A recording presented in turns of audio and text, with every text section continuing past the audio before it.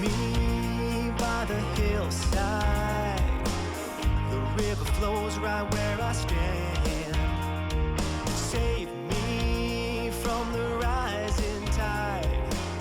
The water crests the broken dam. I don't know all the reasons why, but soon I'll have to say goodbye. I'm gonna grab a beer and maybe sit right here for a moment till the sun goes down. I'm gonna grab a beer and maybe sit right here for a moment till the sun goes down. I'm gonna leave this town. Oh, I'm gonna leave this. Of technology, that is. Yeah, right on. Okay. Now we're good. So how was your morning? Or afternoon, I guess, in your Very case. simple. Oh, boy. Very simple.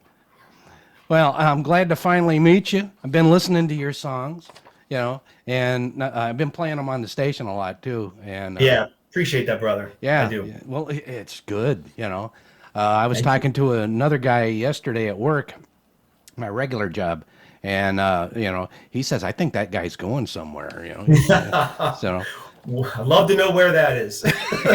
well, I think it's up, Okay, we'll go up. Up's good. Up's good, yeah.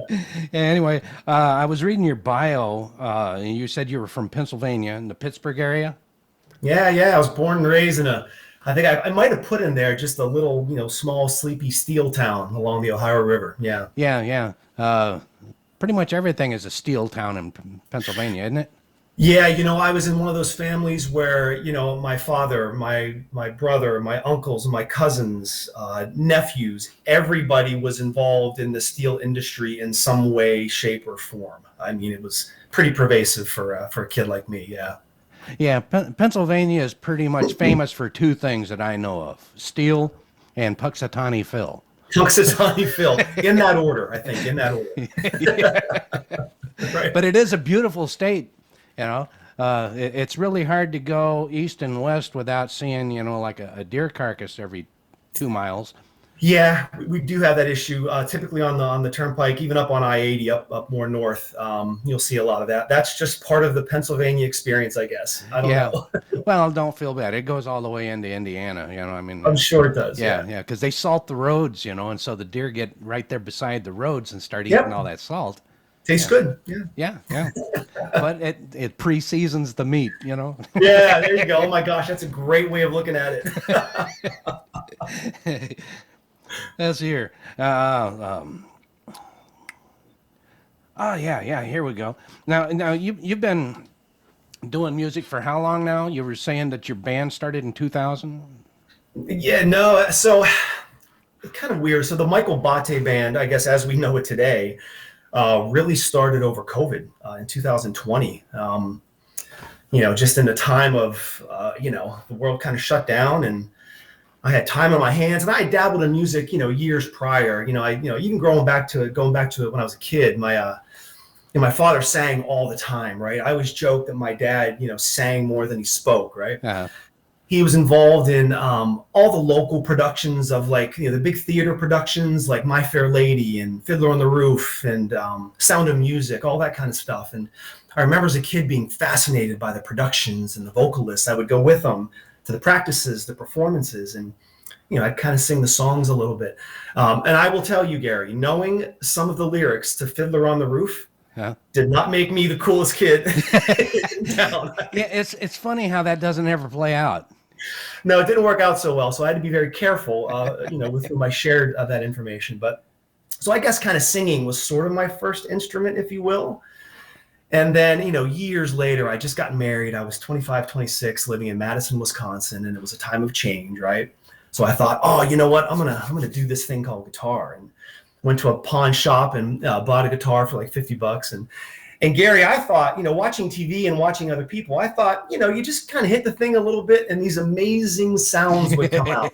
I will tell you that is not what happened. Yeah. Not at all what happened. It was a very frustrating and humbling experience. And I lived in a townhouse, and I literally, unfortunately, threw it out of a 2-story window and it was gone. Right. Yeah. So that was my first chance. And then I tried again. I was living in Oakland, California. My wife and I moved to the Bay Area, and met a traveler, a guy from Melbourne, Australia, named Sebastian Beltrami, who's still one of my best friends to today, who kind of taught me how to play a little bit. And I was getting chords down and doing things. And then we started to write some music together and have some fun. Then he moved back to Australia, and then I met up with some other local guys who were playing, and we had this, garage band called LFR, and we were writing our own music and getting into the scene a little bit. But then we just discovered that we were a garage band, Gary, that just never wanted to leave the garage. So that kind of went away too. And then fast forward finally to like COVID, like I said, I had this extra time in my hands, and in this time of chaos and confusion, I was desperate to kind of do something positive. And the Michael Botte Band, as we know it, was started. And I guess here we are. Yeah, well, that actually works. I was going to ask you how in the heck you ended up in Oakland, California, because that's where I was born. And, No way. Yeah. It's a great place to be from. Oh, right on. So we moved out there. My wife was going to graduate school, and San Francisco State had a program that was, one of the tops in the country for her. So she went to San Francisco State, and we just didn't want to live in the city right up front. We went over across the bay and just fell in love with Oakland and just never left. We just loved Oakland. Yeah, it's a nice area. I mean, I used to go around there quite a bit back in the 70s, and it was a lot different, but I'd go over to Hayward, and that was a lot of fun, and San Francisco, and all through the Bay Area, and it was pretty cool. Yeah, we loved it. We honestly did. The neighborhood we lived in, we were in the Piedmont Avenue neighborhood. I don't know if you even know where that is today, but just loved it. Made great friends. But it was time to change, and we ended up leaving there at some point. But I will always have the best memories of my Bay Area experience from what I can remember. Yeah. Yeah, me too. I was going to ask you also. Where in the hell was it? Because you'd already started talking about that. Yeah, I was going to. Oh, that's what it was. Now, is the guitar the only thing that you play, or? Yeah, I'm just rhythm and vocals. Yeah, that's it. Nope, that's it for me. Who are all the members of the Michael Botte Band?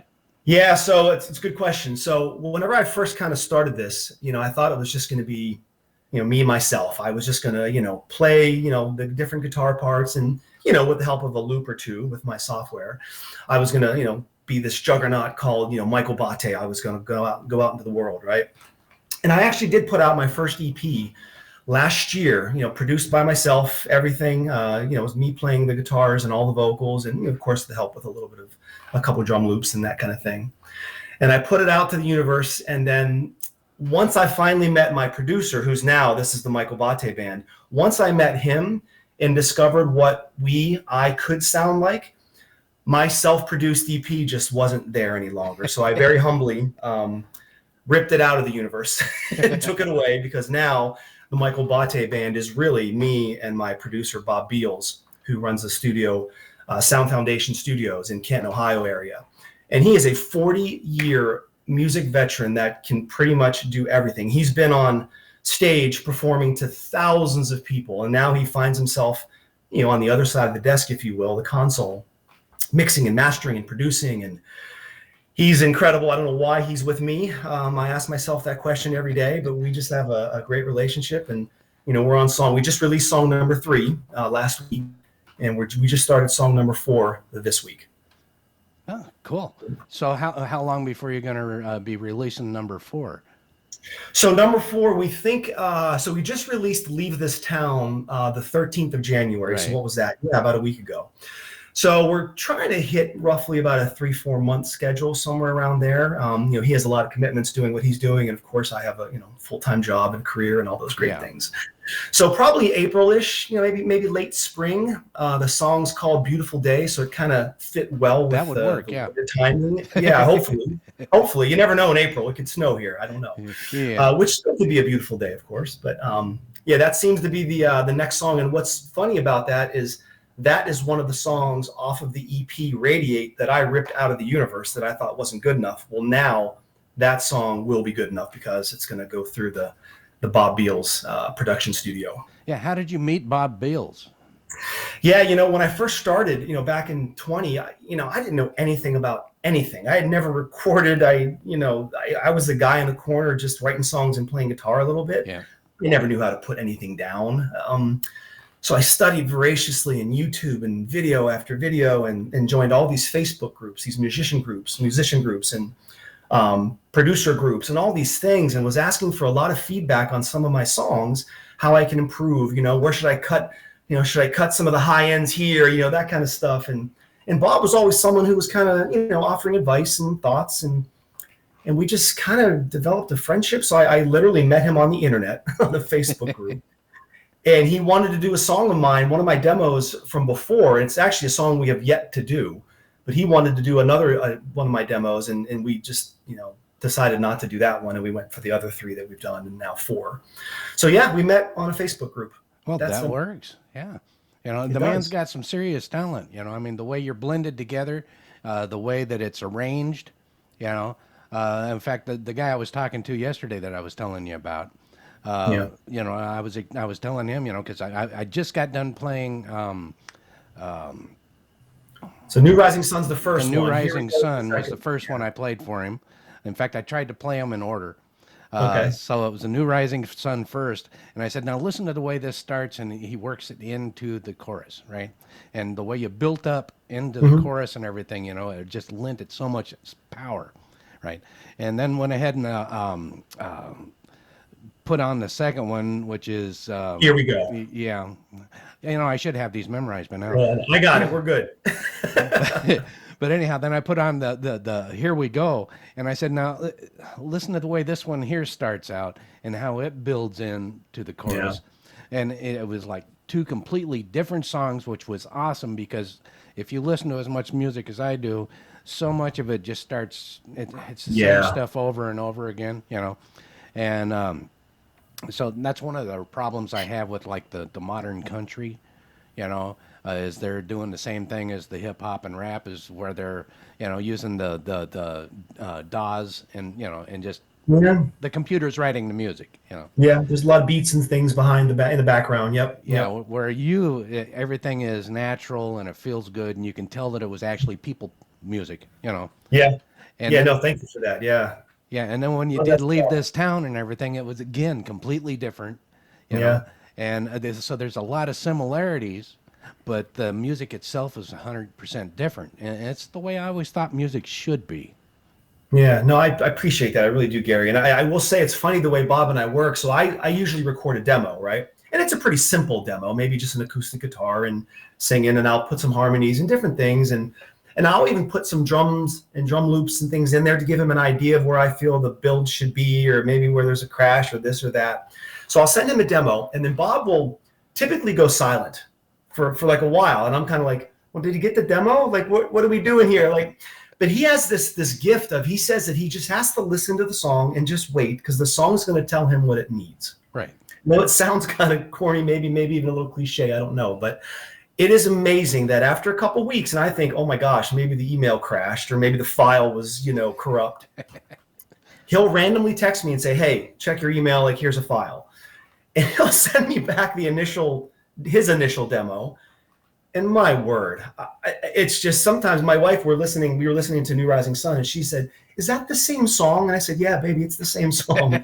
It's just got a lot more behind it now. So that's kind of how we do things. I will, write the songs, arrange them, give him a demo. And then I jokingly say that he takes these like dirty rocks that I find, out in the woods or in the mud, and I send them to him, and he just polishes them into these precious stones. They're still rocks, but now they're these polished precious stones. And I can't tell you how gratifying that is, and just that he can make me sound like that, because I don't sound like that when I send him a demo. I can tell you that much. Well, he's probably got better equipment. That's what it is. Oh, Yeah. It's not the talent that he's got; it's the equipment that he's got. It's everything. It's 40 years of music, plus he does have some, pretty amazing equipment, his own private studio in that Canton, Ohio area. So it's a lot of things. I was trying to throw you a bone there. I think the way I write just complements him. He's mentioned before that it just kind of fits, the way he likes to do things. So maybe we just work together. You do complement each other quite well, I mean, because thank you. I don't know how to explain it, but you guys definitely do work well together, and what comes out is awesome. So. It is, yeah. Leave This Town. I mean, Here We Go was a little bit more rocking than New Rising Sun was a little bit more of a ballad, right? Here We Go was a little bit more rocking, especially with that guitar intro. But then when he sent back Leave This Town with that incendiary guitar bridge, I of course did not have that. I had a different bridge in there. And he sent back that incendiary guitar bridge, and I thought, oh my goodness. Yeah, right on, man, right on. Yeah, yeah. Like I said, I mean, it's just awesome the way he throws everything together. Oh, thank you. Just, yeah. I will make sure he hears that. Oh, let's hear. You already answered that. How old were you when you wanted to start making music? No. Let's hear. And oh yeah. This is really cool. You in your bio, you were doing a description of the way you thought about your music, right? And I just love the way that you described it. Very accurate. It says the Michael Botte yeah, I'll get it eventually. Michael Botte blends alternative country and rock into a sound that takes you on a journey with catchy hooks and toe-tapping beats. And I don't think you could explain that any better, I hope so. Well, yeah, you can't sit still while you're listening to it. Oh, good. Yeah. Good. That makes me happy. I always said that a song has to do one of three things, Gary: make you feel, move, or think. Preferably all three of those. But if I can get one of them, if I can make you move, I'll take it. Well, you can get me to do it too, but the third one, not like. No, I can't think. You're not going to think. It hurts. I get that one. It hurts, and I don't like the smell of burning wire. No, fair enough. Let's see here. Yeah, you got the New Rising Sun. Here we go. Produced by Bob Seals and the Sound Foundation Studios. Yeah. Talk about modest. Okay. How did you word that? Has enjoyed some fanfare success. Now you're just talking about the first two, New Rising Sun, and Here We Go. And it says they've enjoyed some fanfare success. Of course, then you go on to show that it's charted at #1 on the Radio Indie Alliance Top 10 Music Chart. You charted #1 on Brian's Rock and Roll Radio Show. #2 and 4 on the Banks Music Promotion Top 10. Placed on Philadelphia's own WDNF 50 Hot Songs. That's kind of modest when you go, well, we made some fanfare. Yeah, I don't know. I guess we were fortunate that we got some earlier radio play on some, internet FM radio stations, and a lot of that has to do with I think Caden Gordon is who introduced us. I believe, was it Caden who introduced us? I'm not sure. Not sure if it was Caden. He's one of my radio promoters, but yeah, we got some initial radio play on some smaller stations, and I have to say, I guess the people just fortunately liked what they heard, and a couple of DJs have called me and texted me and said, hey, do you have anything else? Or people were asking for more. That just makes me feel good. It makes me feel good, to validate the work that Bob does. I mean, more people need to hear what Bob does. So if I could help people hear Bob's music, which I guess is mine too, that's awesome. I'll do that every day of the week and twice on Tuesday. There you go. Yeah. Let's see here. Now, you just released that one on the 13th. Yep. What was your inspiration for that one anyway? Leave This Town. Yeah, that's a great question. So, like I said, I was, born and raised in a, very small little river town, steel town. And my little town where I actually lived was really in the country. There wasn't a single stoplight where I grew up. I graduated with 121, I think it was, kids, 121. And that was a big class for my local high school. So, I wasn't a farmer, but it was definitely country. Farms all around me.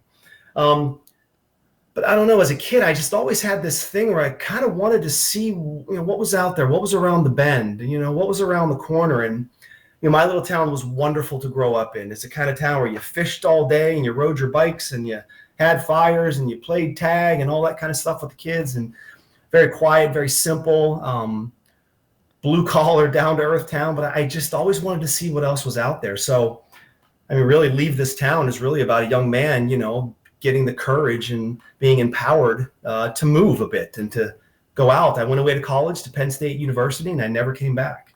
I visited, of course, my family's there. My mother, everyone is still there, but I just never came back. And I've had some of the most amazing experiences you could have, especially in Oakland, California, and all the other places that I've lived. So yeah, it's about me just feeling empowered to move on a bit and see what else is out there. Yeah, because I know I felt pretty much the same way, because I grew up in a little town that was 2 miles long, quarter of a mile wide, if you can say I ever grew up.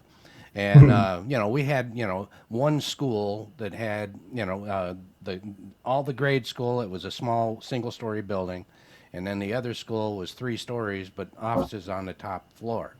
And neither one of them was all that big. So it was, kind of a small school, And, but yeah, it was a lot of fun living there. It was a lot of fun growing up there. But leaving there was probably the most excitement I ever had until I was gone and actually hitchhiking across the country. Then things got really hit. Yeah, I could feel you, and I love going back. I miss my old friends and my old buddies, and I do everything I can to visit. But boy, I wouldn't give up the experiences and the people and the places and the things I've seen in the last 30 whatever 5 or so, whatever how many years it's been. I would never give that up. Yeah, it's amazing how much. How different everything is when you just go a little ways. Yeah, and I went far. Yeah, yeah, that's great. I went pretty far. Let's see here. Okay, I already asked you what instruments you played. Let's see here. So it's just you and Bob that's the band right now? Yeah, I typically write everything, and then Bob is really, besides. Like I said, I do give him the demos with my, rhythm guitar and even a couple other guitar parts, but generally he will put his own in there because, look, he's 40 years doing this. I can't compete with his musicianship. So I write everything, arrange it, that kind of thing, and then he really takes care of all the music, except, of course, I do all the vocals. Huh. Yeah, that works. I stay in my lane. I'm on the writing side, the vocal side. I stay in my lane. And I learned that the hard way after the first EP that I tried to put. Okay, so what are some of your favorite artists? Oh boy, God, I'm one of those people that asking me about music is kind of annoying because I'm all over the place. If you look at my Spotify profile, it's just all over the place. I would probably say I guess my favorite musician of all time, if you go back, back in the day, if I go that way, David Crosby. Most people know him as the Crosby and Crosby, Stills, Nash and Young. Yeah. Crosby, Stills, Nash, or Crosby, Nash. I've just admired his body of work forever. He's still, I think, 80 plus years old. He just put out a new live album with his new band that I listened to. And I've just always enjoyed his story and where he's been and what he says. And his musicianship is just off the charts.